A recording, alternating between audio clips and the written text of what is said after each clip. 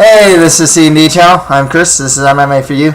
I'm going to be doing my UFC on FuelTV 3 post-fight analysis. This was a great card. I thought, maybe great, strong word. It was a very good card with the main event just being extremely strong. Lots to talk about with Jung versus Poirier. As far as knockout of the night goes, Tom Lawler got knockout of the night, while the Korean Zombie picked up submission of the night, and Korean Zombie versus Dustin Poirier got fight of the night. I liked the card. I thought the main event was a fight of the year contender. There's some questionable stuff from the judges and even the refs that I'll definitely get into with this card, and some other topics as well. So let's get started. And as far as picks go, my bad. I got 7 out of 12, so did pretty good. Dave, he got the Korean Zombie right. And he got it right last time when he picked him to beat Mark Hominick as well. Let's get right to it. The Korean Zombie, Sung Jung, beat Dustin the Diamond Poirier by Darce choke in the 4th round. Like I said, fight of the year candidate. Really fun fight. One thing about both these guys, they both have defensive holes in their stand-up. It's probably going to need some work. The thing that was cool that I really liked was the submission ability of Sung Jung and his overall grappling. There was a time when the Korean Zombie had Poirier against the cage. He kept throwing strikes at him. Poirier goes for a takedown, and the Korean Zombie rolls with the momentum. I think it's almost like a butterfly sweep almost or something, and lands on top.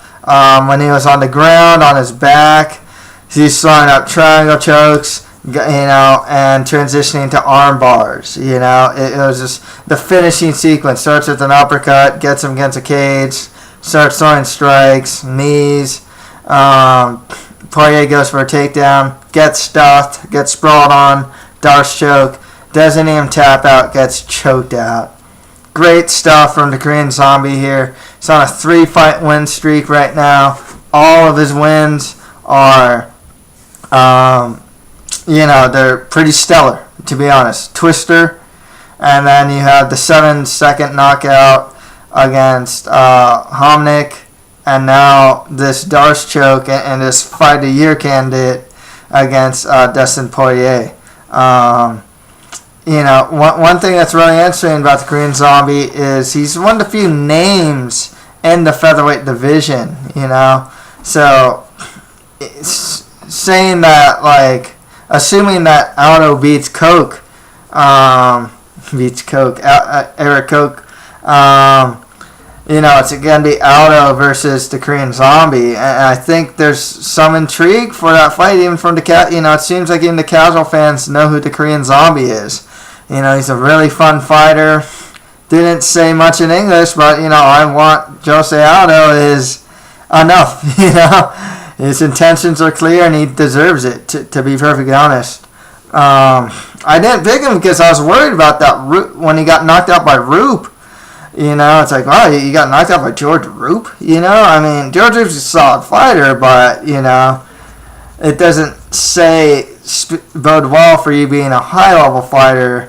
But Sung Jung, just easily proved that, he's a higher-level fighter. I like what I saw from Poirier as well. But, once again, some of his defensive stand-up needs some work. I think I saw a little bit of that against Holloway as well. His wrestling's not bad. His jiu-jitsu's not bad either. He's still young, only 23. He can get back up there, I'd like to see him fight the loser of Aldo versus Eric Koch. There's still a lot of good fights for Poirier there, for sure. But with the Korean Zombie, I was really impressed by what I saw from him. Okay, next right after that, Amir Sadallah beat Jorge Lopez by split decision. I didn't pick Sadallah to win this one. I picked Lopez. There was some arguments. I read some comments. I read that people felt that Lopez should have won. I personally thought that Sadallah won 2 rounds. I think the bigger issue is I don't have anything against Amir Sadallah, to be perfectly honest. It's just he's not that good. I mean, I don't know how else to say it. He's just like a lower tier fighter, and the issue becomes he always gets the main card spot. And it really seems like the UFC tends to handpick his opponents, and even against these handpicked opponents, he tends to struggle. I mean, I think Dwayne Ludwig was brought in to lose to Amir Sadallah, and Ludwig won. Lopez made it a lot closer, than it probably should have. It's just Amir Sadallah, he's just a lower tier fighter. I like the guy enough. He's a quirky guy. He's kind of funny, self-defecating. Is that the right word? But, it's just, he's not that good. I hate to say it, He's kind of slow at the stand-up. His grappling's just all right, It's nothing special, And that's the thing, when you're having a hard time with lower-tier fighters, I don't really see why he should always be on the main card. It doesn't seem appropriate. It just doesn't seem like he belongs there. He comes off, both these guys did, Lopez too, both come off like lower tier guys, they both fight like lower tier guys. They're not main card worthy guys, just they're not on the level, Sadallah, it's just one of those things, though, he keeps getting on the main card. I guess if he has some fans or popularity from The Ultimate Fighter, I guess I don't really hear people clamoring to watch fight cards because Amir Sadallah is on it, though. You know what I mean? That's the thing. There's, you say Cowboy Cerrone, yeah, sure, Cerrone's on the card, cool, I'll watch it. But Amir Sadallah, it's. I don't think too highly of him, to be perfectly honest with you. Next fight after that, Donald Cerrone beat Jeremy Stephens by unanimous decision. As the fight went on, it really went to show how outmatched Jeremy Stephens was. It just Jeremy Stephens just couldn't reach his, Cerrone's chin. It's as simple as that. I like Cerrone's use of range. His kicks were brilliant. He near the end of the fight, near to the end of the fight, it seemed like it was just a sparring match for Cerrone. It seems like he is a better wrestler. It seems like he's obviously the better striker. He'd fight with his hands down, kind of do some weird stuff with his footwork and whatnot, and would just, more or less taunt Stephens. I think that Cerrone at this point really shouldn't be fighting these mid-tier guys. It's obvious he's too good for them. His last loss against Nate Diaz, and Nate Diaz just really showed huge improvement and was the first guy to ever finish Jim Miller. No shame in losing to that guy. You know what I mean? I think Cerrone's just kind of proving that he's higher than mid-tier now. He needs to fight some higher-tier guys. The winner of Guida versus Maynard works. Rematch with Diaz would be cool. I think he called out Anthony Pettis. Great fight there. I'd love to see him fight Anthony Pettis. So yeah, there's some good fights for him. Stephens, he's gonna be stuck in the mid tier. Let him fight Thiago Tavares, Mac Danzig, Matt Wyman, and let him fight those guys. Next fight after that, Yves Jabouin beat Jeff Hoagland by unanimous decision. The story of this fight, besides Jabouin just looking like a world beater, is that the reffing. This was terrible reffing. I mean, okay, so at the end of the first round, Yves Jabouin spinning back kicks Hoagland, sends him halfway, to the other side of the cage. And the referee is in between the fighters. So when Jabouin goes in for the kill, the ref's in between him. I mean, come on. Terrible reffing there.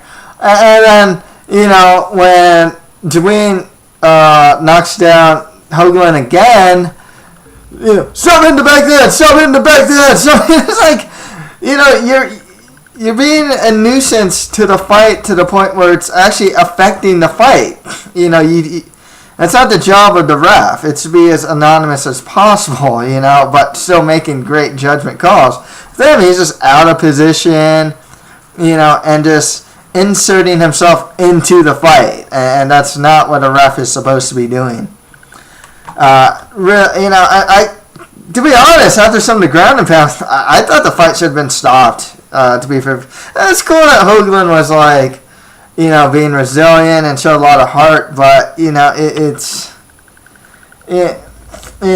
guess I'm going to side with fighter safety this time, and just say I think it should have been stopped due to fighter safety. I mean, the guy got dropped multiple times.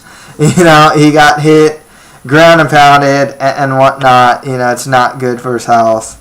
As far as who they should be fighting, I think Jabouin, he's looked good at 135. I mean, his last two fights are split decisions, but he's improving. His kickboxing is really good. His kicks, he has great kicks especially.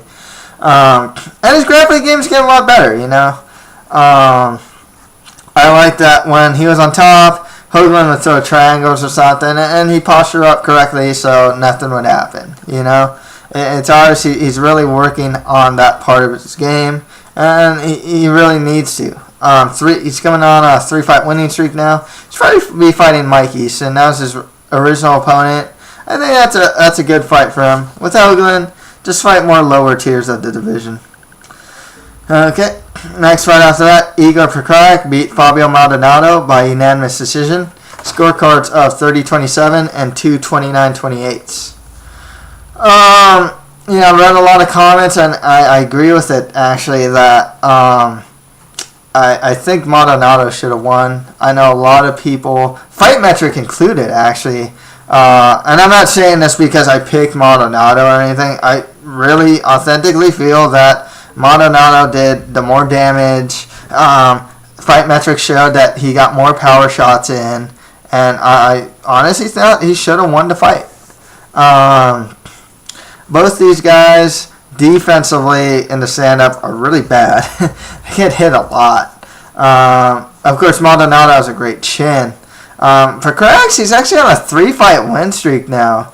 There's certain guys like that on the lower to mid tier in the division, like Anthony Parash, Igor Prokraik, that's actually have a win streak. Even like Cyril Diabate has managed to stay in the UFC and pick up necessary wins to stay in the UFC.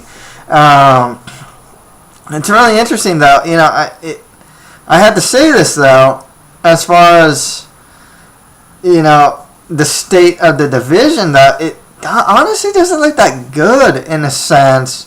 Their top 3 prospects, of course, Jones is out there. He's awesome. A fighter, of course. But, there's Bader, Gustafson, and Phil Davis, and it's really top heavy. But, when these guys leave, you don't get this impression that they're going to really get replaced. And there's no one coming up. There's no Kyle Kingsbury's not coming up, or Maldonado, or these guys that are really, setting the world on fire. You know what I mean? It's just one of these things where a lot of these guys come off like mid-tier guys. A lot of them have a lot of fights. Some of them are pretty old. Like Diabate and Parash are in their late 30s. Both Maldonado and Prokraik are in their early 30s. This is kind of what kind of looks like this is where their ceiling is. I mean, so you don't really see a lot more of these guys really coming up. And just really lighting the world on fire, pretty much. It's a good win for Crack. I remember he lost to Bonner. But as far as he's fighting now, I guess he should get a bigger fight now. Maybe a Thiago Silva, Matyushenko, maybe someone near mid, I suppose. I mean, but he lost to Bonner. That's the thing. It's really tough to say. I don't really know who he should be fighting. Maybe the winner of Parash versus Ryan Jimmo, I suppose. That's the thing. With Maldonado, he's such a fun fighter. He can fight anyone, too. So, just give him anyone, really. He's really fun to watch. I always enjoy watching this guy fight. I mean, he seriously doesn't even defend a Thai plum correctly and the knees. He seriously blocks some knees with his forearms, or he just gets kneed, and he keeps body punching until the other guy lets go. It does, it's like, it's incorrect defense, but it's awesome because he does it, So, yeah. And the final fight of the main card, you had Tom Lawler knocking out Jason McDonald in 50 seconds in the first round. Good win for Lawler. He's coming off a loss to Weidman, and now he's got this win over McDonald. Great win for him. I think it's his birthday, too. Great birthday present, too. One thing with Lawler, though, he's shown inconsistency in the past. He's got lost to guys like Joe Dirksen, obviously, Aaron Simpson, Weidman, beat guys like C.B. Dalloway, and Cote. He needs to get some consistency. He's a solid fighter. His stand-up's good. He has good Brazilian Jiu-Jitsu. It's not bad. His submission defense probably could use some work, I suppose. But it's not, like, super terrible, And he has good wrestling, but he's had a problem with consistency, and that's the thing with him. Overall, he's a good fighter.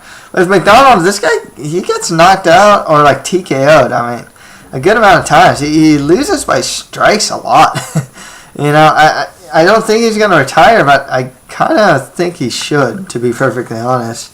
If the UFC keeps him, just give him more lower tiers of the division. With Tom Lawler, I guess you can give him someone like the winner of Fukuda versus Philippou, or the winner of Ring versus McGee. Somewhere around the mid-tier, something like that. Okay. And on to the prelims. Not much to say about this, really. It's, there isn't too much I can say about the prelims. Brad Tavares beat Donnie Yang by unanimous decision. It's really not much to say. I know Donnie Yang's, he's lost, I think it's a 2 or 3 fight losing streak now. Tavares, good win for him. It was a good comeback win because last time he fought was against Lost Sam Simpson. I still see potential in the guy. He's only in his early to mid 20s. He's still improving. He has heavy hands, good stand up. His takedown defenses are improving. I'm curious to see where Tavares can go. I guess I don't know if you want to get rid of prospects, or you can get the winner of like Andrew Craig versus Rafael Natal, which was just announced today. Or some of the guys I just named for Tom Lawler actually work too, The winner of Ring versus McGee, or Philippou, the winner of Philippou versus Fukuda. Those guys work. Given like a guy like Carlos Mamalo who's coming off a win over Masengio, it's pretty much like the lower to like the mid tiers who he should be fighting. Okay, next one after that, Cody McKenzie beat Marcus Levasseur by the McKenzie a guillotine choke in the first round. I'm not saying this because I didn't pick him to win. It's just I've said this before. I don't think that Cody McKenzie is a UFC caliber fighter. I like the guy. he's a somewhat awkward guy, but he's a really interesting fellow. His stand-up needs some work. He was getting beat up with uppercuts and whatnot by Marcus. His ground game's all right, but he did get choked out by Eve Edwards and Wagner Roca, which aren't like terrible losses or anything. All he really has is like the McKenzie His stand-up, his footwork's kind of off. It's not. And it didn't have the best stand-up or anything. I know he's. I think he's going to train with the Cesar Gracie camp now, though. So that should hopefully that'll help him out. But yeah, I never found him to be much of a UFC caliber fighter. And if Marcus lost him, then yeah, Marcus isn't much of a UFC caliber fighter either. Then, and it was kind of dumb because it was a guillotine that was being set up, and it's something that he probably should have saw, but he did it, and this is really, he's winning the fight, but, just, you don't want to fall, give the guy the guillotine, pretty much. Next right after that, TJ Grant beat Carlo Prater by unanimous decision. I like TJ Grant, actually. I remember I liked him since he fought like Rio Chonin back in welterweight. I thought he was a solid welterweight. Now he's gonna be a pretty tough guy to fight as a lightweight. His stand-up's good. He has solid stand-up. His wrestling is really good, but his Brazilian jiu-jitsu and his transition game and just his overall submission ability, it's really good. I think he'll be a really tough opponent for a lot of guys. I'd like to see him fight another guy who won tonight, and Rafael Dos Anjos. I think on the ground it'd be really cool. Or he can get the winner of Volkman versus Paul Sass, which would also be a cool grappling type of fight as well. I think that'd be really cool. With Prater, there's not much I can really say about the guy. I guess he should just be fighting more lower tier guys in the division. Okay. Next round after that, Rafael Dos Anjos beat Kamal Shalarus by rear naked choke in the first round. I believe Shalarus will probably get cut from the UFC. I like the guy. I found him very entertaining at first, but when all you have is winging punches and forsaking your wrestling, it's it becomes frustrating. It's almost like George Gurgel, it's why not use your jiu-jitsu, with Shalarus, why not use your wrestling more, I've always liked Dos Anjos as well. He has good Muay Thai, and his Brazilian Jiu-Jitsu game is really good as well. He did lose to T-Bow before this, but I think he's a really solid fighter. The guys I mentioned for TJ Grant, I'd like to see him fight like TJ Grant or the winner of Volkman Sass.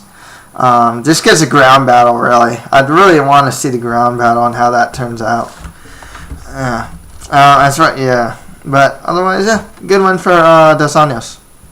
Yeah, next right after that, Johnny Eduardo beat Jeff Curran by unanimous decision. Eduardo really beat up Curran in the stand-up. Some of his leg kicks are pretty deadly. I kind of thought that Curran would finally get a win in the UFC, but it's not to be. He's a great coach.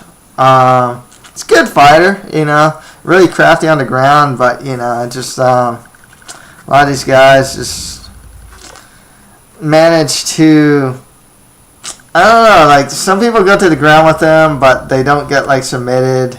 I think a lot of guys also tend to beat them on the stand-up as well. But, yeah, good one for Eduardo here. There's not really much I can say. So he should fight next or anything. It's, just any lower or mid-tier in the division, really. Yeah, and finally, Francisco Rivera beat Alex Soto by unanimous decision. This was a fun fight, Alex Soto looked good in defeat, but Rivera, was just that better fighter here. There's not much I can say, and I just want to say, just as far as they should fight next, just more lower tier guys of their respective division. There's really not much I can say there. Yeah. So, the other thing I want to talk about too is one thing I noticed going through the card with the UFC on Fuel here is there's a lot of lower tier and mid tier matchups. I guess that's how these Fuel cards will work. It's kind of like these guys need fights. They're contractually obligated to get fights, and they gotta, a lot of these guys are kind of card filler too. It kind of makes me think why not have just the top level? You might as well have I don't see why people would be so opposed to having women's fights, for example. It's kind of I can do without Amir Sadal versus Jorge Lopez. I'd much rather see Sarah Kaufman, Alexis Davis. Just some of these fights are just kind of there. You know what I mean? I don't think having I don't think it really hurts the product to to have women's fights or something of the sort.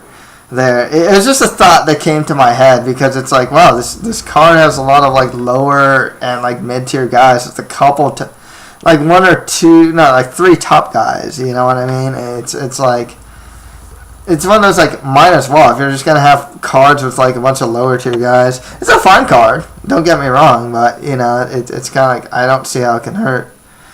Otherwise, yeah, if you have any comments, just leave them below, and yeah. That's pretty much it for MMA for you. Thank you guys very much.